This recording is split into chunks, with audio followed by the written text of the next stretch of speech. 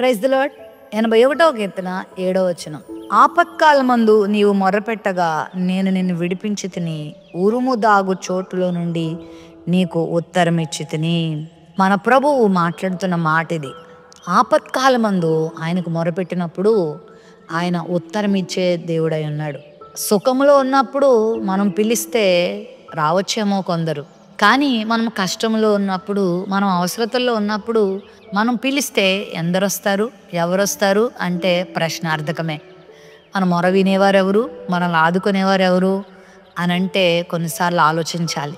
కానీ నువ్వు నేను అనుసరిస్తున్న దేవుడు ఎలాంటి వాడంటే, నువ్వు ఆపత్కాలంలో ఆయనకు మొరపెట్టినప్పుడు ఆయన నీకు ఉత్తరం ఇచ్చే దేవుడు. నిన్ను వదిలిపెట్టే దేవుడు కాదు. ఆ కష్టంలోనే నిన్ను మర్చిపోయే దేవుడు కాదు. ఖచ్చితంగా నీకు ఉత్తరం ఇస్తాడు. ఉరుము దాగు చోటులో నుండి ఆయన మనకి జవాబిచ్చే దేవుడై ఉన్నాడు. అంటే ఆయనకున్న శక్తి సామర్థ్యాలు చాలా గొప్పవని అర్థం. ఆయన గొప్పవాడని అర్థం. సమస్తమును చేయగలిగిన సామర్థ్యం కలిగినటువంటి దేవుడు ఆయన.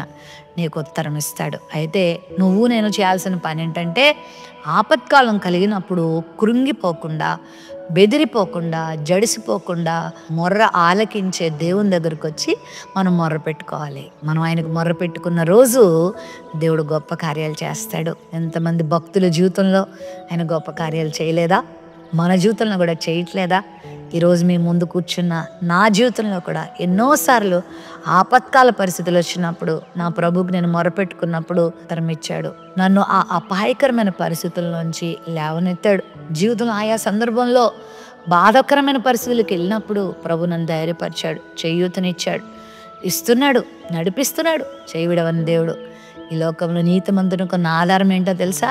దేవునికి మొరపెట్టడమే. నువ్వు మొరపెట్టు, కృంగిపోకు. కష్టం వచ్చిందా, బాధ కలుగుతుందా, నిందలు వస్తున్నాయా, అవమానాలు వస్తున్నాయా, నువ్వు ఊహించని కష్టం నీ మీదకి వచ్చేసిందా, హృదయం పగిలిపోయే పరిస్థితులు నువ్వు ఎదుర్కొంటున్నావా? ప్రార్థన చేయి. ఓపిక తెచ్చుకొని ప్రార్థన చేయి.